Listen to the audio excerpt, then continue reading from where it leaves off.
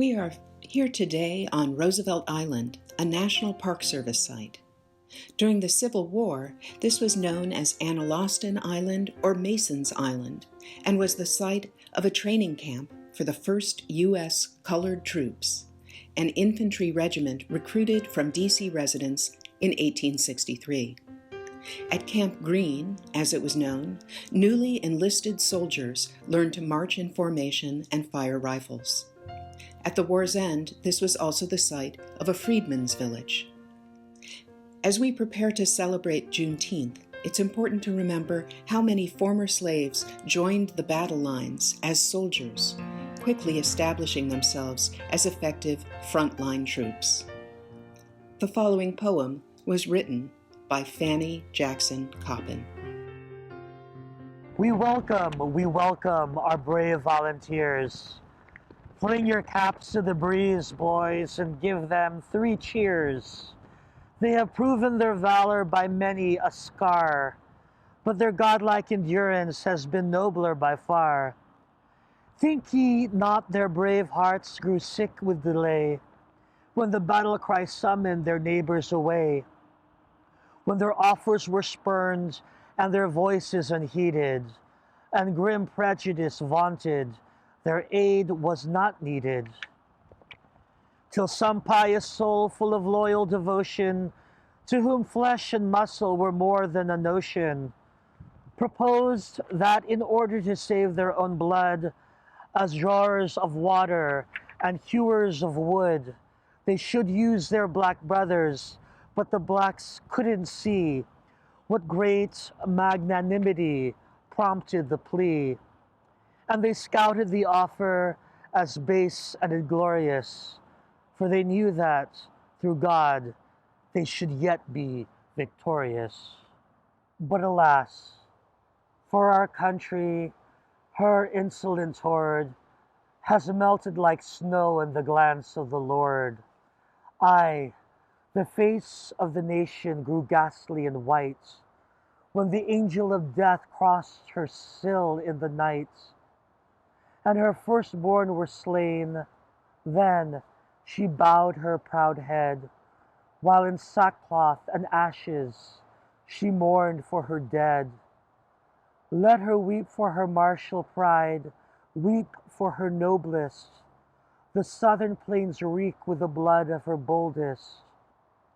Yet her pride is not humbled by what she has borne.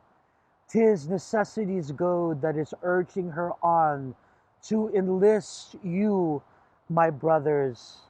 'Tis natural, we read, to hate whom we've injured by word or by deed, but God's ways are just, his decrees are immutable, though often to us they seem dark and inscrutable. He meant not that slavery always should last, and over his people its dark shadow cast. Now, freedom stands holding with uplifted face, her hand dipped in blood on the brow of our race. Attest it, my country, and never again, by this holy baptism, forget we are men, nor dare when we've mingled our blood in your battles, to sneer at our bravery and call us your chattels. Our ancestors fought on your first battle plains, and you paid them right nobly with insults and chains. You pitied not even the sad and forlorn. You pensioned their widows and orphans on scorn. In your hour of bitterest trial and need, you have called us once more, to your voice we give heed. No longer your treacherous faith will discuss, but let God be the witness between you and us.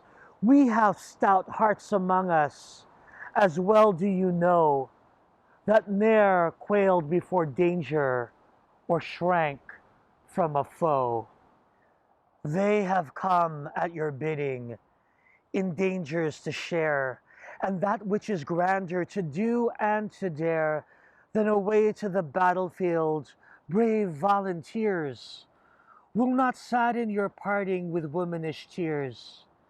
Fling out to the breezes your banner of right, and under its broad folds assemble your might. Go, liberty, honor, aye, all things most dear, are entrusted to you to defend and to clear from the stain of oppression, whose poisonous breath is less welcome to us than the black wing of death. Though millions assail ye, yet fear not their might. They shall vanish like mist in the sun's ruddy light. For God will go with you. His word has been spoken. His gleaming blade never in battle was broken.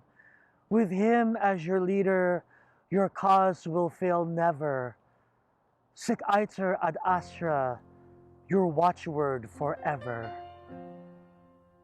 This poem appeared in the Anglo-African newspaper in May 1863. The Latin phrase in the final line comes from Virgil's Aeneid and means, "That's the path to the stars." Fanny Jackson Coppin was born enslaved in D.C. and was emancipated by an aunt who purchased her freedom at age 12.